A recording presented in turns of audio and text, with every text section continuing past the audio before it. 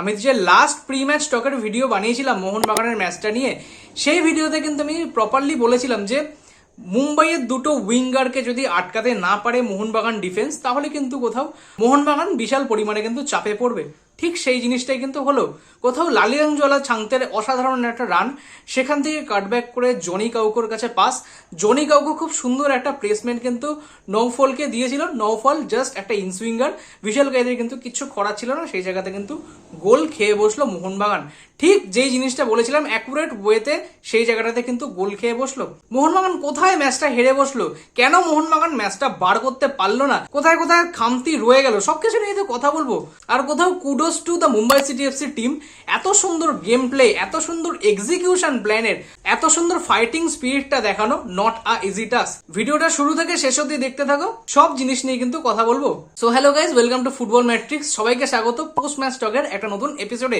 আমি কিন্তু এরকম ইন্ডিয়ান ফুটবলের বিভিন্ন রকম update, team review, player review, stats review, এরকম বিভিন্ন রকম টেকনিক্যাল এবং অ্যানালিটিক্যাল ওয়ালা ভিডিও কিন্তু আমি বানাই। তোমরা যদি এরকম টাইপের কন্টেন্ট পছন্দ করে থাকো, তাহলে প্লিজ চ্যানেলটাকে একটুখানি সাবস্ক্রাইব করে দাও আর ভিডিওটা শুরু থেকে শেষ অবধি দেখতে থাকো। যদি ভালো লেগে থাকে তাহলে প্লিজ একটুখানি লাইক করে দিও। লাইক করলে কি আমি একটু মোটিভেট হই তোমাদের জন্য আরো ভালো ভালো কন্টেন্ট রেগুলার নিয়ে আসার জন্য। তাহলে চলো ভিডিওটা শুরু করি। প্রথমে একটু ম্যাচটা নিয়ে কথা বলি, সেটা হচ্ছে ম্যাচটা কিন্তু একদম এন্ড টু এন্ড ফুটবল হয়েছে।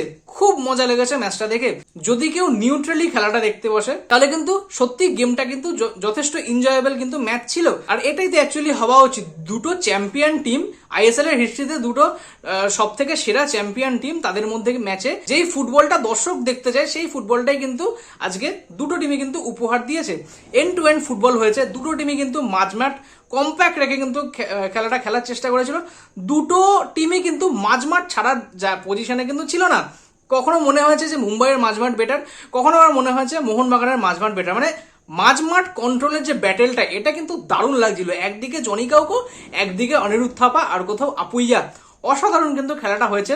একদম এন্ড টু এন্ড ফুটবল হয়েছে। কখনো মোহনবাগান যখন অ্যাটাক তুলে নিয়ে যাচ্ছে, তখন কিন্তু ফুটবল লাচেম্বা ভালোভাবে সেভ করছে। আবার কাউন্টারে যখন মুম্বাই সিটি এফসি যখন অ্যাটাকে আসছে, তখন কোথাও বিশাল গাই সেভ করছে। তো এই জিনিসগুলো তো অ্যাকচুয়ালি ফুটবলের অংশ, আর এইগুলোই তো অ্যাকচুয়ালি দর্শক দেখতে চায়। একটা নিউট্রাল ফুটবল ফ্যান তো এইগুলোই দেখতে চায়, যে কোথাও এন্ড টু এন্ড ফুটবল হবে, যথেষ্ট এনজয়েবল একটা ম্যাচ আমরা দেখতে চলেছি। তো আজকে কিন্তু সেটাই হয়েছে। অসাধারণ কিন্তু ম্যাচ রয়েছে। এবার ম্যাচের প্রসঙ্গে আসি। প্রথমে আমি কথা বলবো কিন্তু মুম্বাই সিটি এফসি কে নিয়ে। মানে যেরকম fighting spirit Mumbai city FC show করেছে, কুডোস টু দেম। স্পেশালি কিন্তু পিটার ক্যাটকি, যাকে কিন্তু মানে সত্যি স্যালুট করতে হয়, যে এত কিছু নেগেটিভিটির পরে মুম্বাই সিটি এফসি যে খুব একটা হাইফাই ফর্ম নিয়ে আসছিল, সেটা কিন্তু একদম না। মুম্বাই যাদের এগেনস্টে ম্যাচ জিতেছিল, তারা অলরেডি এখন বটম টেবিলে কিন্তু বিলং করছে। কোথাও নর্থ ইস্টের এগেনস্টে ড্র, কোথাও দিল্লির এগেনস্টে ড্র, এই জিনিসগুলো কোথাও কিন্তু মুম্বাইয়ের এগেনস্টে ছিল।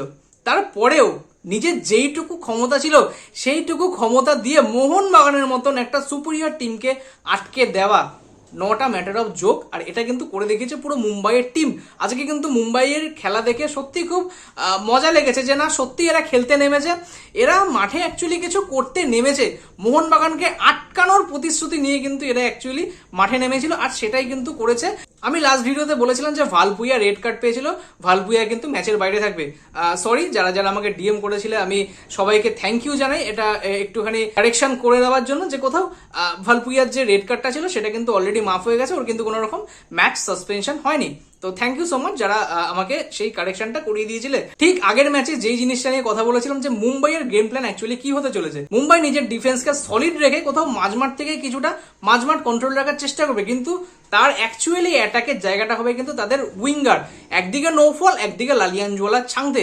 ঠিক সেটাই কিন্তু হয়েছে। মোহনবাগান অ্যাটাক তুলে নিয়ে গেছে, মোহনবাগান মাঝমাঠ থেকে বারবার তুলে নিয়ে গেছে, কিন্তু যখনই মুম্বাইয়ের পায়ে বলটা জমা পড়েছে, তখনই কিন্তু কোথাও মুম্বাইয়ের মাঝমাঠ বা কোথাও ডিফেন্স বারবার বলটাকে কিন্তু ঠেলে দিয়েছে তাদের উইঙ্গারের দিকে। একদিকে ছাংতে, একদিকে নৌফল। আর দুটো উইঙ্গার আজকে যথেষ্ট ভালো খেলেছে। আমি বলবো লালিয়াংজোলা ছাংতেকে এরকম ম্যাচ খেলতে আমি মানে বহুদিন ছাংতেকে এরকম ফর্মে কিন্তু দেখিনি। আজকে যেরকম ওয়ার্ক লুক নিয়ে ছাংতে খেলেছে, হ্যাঁ গোল একটা পেতে পারতো, সিরিয়াসলি গোল একটা পেতে পারতো, গোলটা পায়নি, সেটা লাক। কিন্তু তারপরেও যেই অ্যাকচুয়ালি টেম্পারমেন্টটা ওর শো করেছে, সত্যি সেটা বলার জায়গা রাখে না। আর লাস্ট মুম্বাইয়ের যাকে নিয়ে কথা বললো, সেটা হচ্ছে ফুটবল লাচেম্পা। লাচেম্পা এমন একটা গোলকিপার, যে এমন এমন সেভ দেয়, কখনো সেই সেভগুলোকে দেখলে মনে হয় যে ওয়ার্ল্ড ক্লাস লেভেলের একটা গোলকিপার ইন্ডিয়ান ফুটবল পেতে চলেছে। গুরপ্রীত সিং সান্ধুর পর ফুটবল আচেম্পা এমন একটা গোলকিপার যাকে কিন্তু ইন্ডিয়া পেতে চলেছে। আবার কিছু কিছু এমন ফাম্বেল করে যেগুলো দেখলে মনে হয় যে ইন্ডিয়ার ওস্ট গোলকিপারদের মধ্যে কিন্তু একজন এই ফুটবল লাচেম্পা। কনসিস্টেন্সির অভাব, কনসিস্টেন্সি কিন্তু লাচেম্পাকে কিন্তু দেখাতে হবে। এখনো অনেক সময় লাচেম্পার জন্য পড়ে রয়েছে, আশা করি সেই জিনিসগুলো কিন্তু শুধরে নেবে। কিন্তু সেই সব বাদ দিয়ে লাচেম্পা আজকে যা যা সেভ করেছে, কোথাও অলিম্পিক গোল করার চেষ্টাও কিন্তু কোথাও দিমি পেট্রাটস করেছিল কর্নার থেকে, সেইটাকেও কিন্তু খুব সুন্দর বাইরে কিন্তু পাম্প আপ করে দিয়েছে। মানে লাচেম্পা এত সুন্দর গোলকিপিং করেছে আজকে, যদি লাচেম্পা গোলে না থাকতো মুম্বাইয়ের ম্যাচটা কিন্তু ড্র হতে পারতো, আদারওয়াইজ কিন্তু মোহনবাগান ম্যাচটা জিতেও নিতে পারতো। কোথাও এই জায়গায় কিন্তু আজকে লাচেম্পার যথেষ্ট ভালো কিন্তু ম্যাচ ছিল। কোথাও কোথাও ফাম্বেল নিশ্চয়ই করেছে, কিন্তু মুম্বাইয়ের ডিফেন্স কিন্তু সেই ফাম্বেলগুলোকে খুব ভালোভাবে কিন্তু রেকটিফাই করে দিয়েছে। সো খুব সুন্দর একটা টিম গেম কিন্তু মুম্বাই সিটি এফসি আজকে খেলেছে। তার ফলস্বরূপ কিন্তু আজকে 3 পয়েন্ট নিয়ে মুম্বাই ফিরে গেছে এই মুম্বাইয়ের দল। নেক্সট এবার লাস্ট যাকে নিয়ে কথা বলবো সেটা হচ্ছে মোহনবাগান। মোহনবাগান অ্যাকচুয়ালি কোথায় আটকে গেল? সব থেকে বড় কথা, মোহনবাগান যখন খেলা শুরু করেছিল পুরো 90টা মিনিট মোহনবাগান কিন্তু ভালো খেলেছে, পজিশন নিজের কাছে রেখেছে, পাস খেলেছে, উইং দিয়ে যথেষ্ট চেষ্টা করেছে, মাঝমাঠ কন্ট্রোল করে বারবার অ্যাটাক তুলে নিয়ে যাওয়ার চেষ্টা করেছে। সব থেকে নেগেটিভ পয়েন্ট বা কোথাও যে জিনিসটা আমি মিসিং পেয়েছি মোহনবাগান টিমের মধ্যে সেটা হচ্ছে প্লেয়ারের মধ্যে কম্বিনেশন, প্লেয়ারের মধ্যে বোঝাপড়া। কোথাও আজকে কিন্তু প্লেয়ারদের মধ্যে বোঝাপড়াটা আমি কোথাও একটুখানি মিস করেছি। যখনই দেখছি কোনো প্লেয়ারের কাছে বল যাচ্ছে, সেই প্লেয়ারটা কিন্তু বুঝতে পারছে না যে অ্যাকচুয়ালি কাকে দেবে।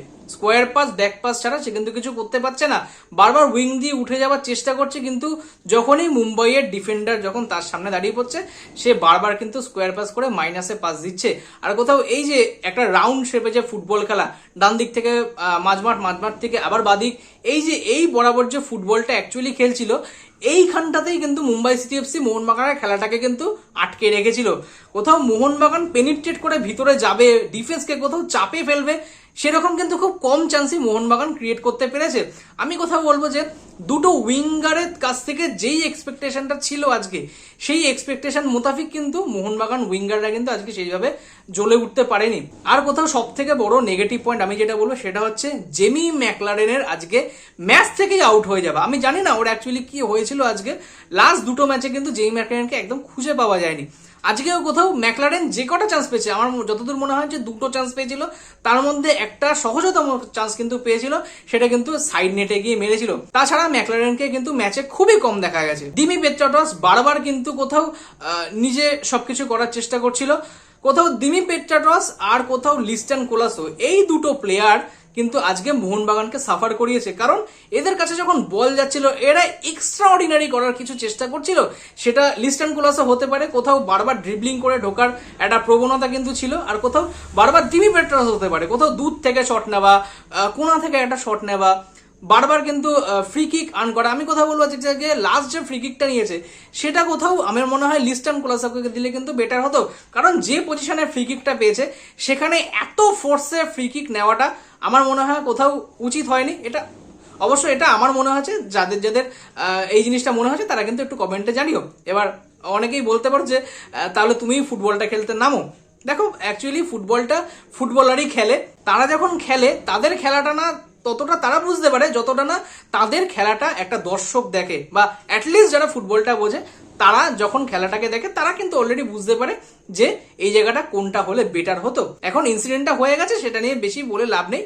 কোথাও আমার মনে হয়েছিল যে কোথাও লিস্টন কোলাসো যদি সেই ফ্রি কিকটা নিত তাহলে মনে হয় অ্যাটলিস্ট বেটার হতে পারতো, বা অ্যাটলিস্ট ফ্রেমে রাখতে পারতো। তো কোথাও কিছু ডিসিশনাল মিস্টেক বাই পেট্রাটস বা এরকম লিস্টন কোলাসো, তা এই জিনিসটাকে কিন্তু সাফার করতে হলো আজকে পুরো মোহনবাগান টিমটাতে।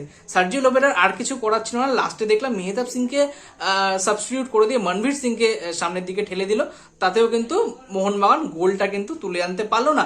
তো এবার জানি না মোহনবাগানের পরের যে ম্যাচগুলো সেইখানে মোহনবাগান প্লেয়ারদের মনোবলটা কি হতে চলেছে। কারণ দুটো ম্যাচ হয়ে গেল, দুটো ম্যাচে কিন্তু লাস্ট ম্যাচটা কিন্তু ড্র হলো, এই ম্যাচটা কিন্তু ঘরের মাঠে হেরে বসলো। এখান থেকে কিভাবে ফাইট ব্যাক করে Mohun Bagan, we just don't know. তবে মোহনবাগান যেরকম টিম, মোহনবাগানের যা যা প্লেয়ার রয়েছে, মোহনবাগানের যে কোচের মেন্টালিটি, সেই জায়গায় দাঁড়িয়ে তো এটা বলা যায় যে মোহনবাগান এখান থেকে অবশ্যই ব্যাক করবে। আর কোথাও এই জিনিসটা বারবার করে আসছে যে কোথাও উইক টিমের এগেনস্টে তো সবাই স্কোর করতে পারে, সবাই তো 3 পয়েন্ট আনতে পারে, কিন্তু যখন নিজের সমকক্ষ টিমের এগেনস্টে যখন খেলার সুযোগ আসে, যখন চ্যাম্পিয়নশিপের কথা আসে, তখন যদি তুমি ফাম্বেল করো, তখন যদি তুমি পয়েন্ট লুজ করে থাকো, তাহলে কিন্তু তুমি আর চ্যাম্পিয়ন বলার জায়গায় কিন্তু তুমি থাকো না। অলরেডি কিন্তু ফার্স্ট পজিশন থেকে কিন্তু অলরেডি স্লিপ করে গেছে, মুম্বাই সিটি এফসি চলে গেছে 1 নম্বর পজিশনে। তো দেখা যাক এখান থেকে মোহনবাগান কিভাবে রিভাইভ করে, অবশ্যই করবে, এইটুকু আশা তো রাখা যায় এই টিমের কাছ থেকে। তোমাদের ম্যাচটা দেখে তোমাদের কিরকম লাগলো তোমরা অবশ্যই কমেন্ট সেকশনে জেনে, ভিডিওটা কেমন লাগলো সেটাও কিন্তু জানাতে ভুলো না। তোমাদের ভ্যালুয়েবল কমেন্টসটা কিন্তু অবশ্যই দিয়ে যেও। ভিডিওটা এতটা দেখে থাকলে প্লিজ ভিডিওটা লাইক করে দিও, চ্যানেলে প্রথমবার এসে দেখলে চ্যানেলটাকে একটু সাবস্ক্রাইব করে দিও। তো till then subscribe the channel and tata.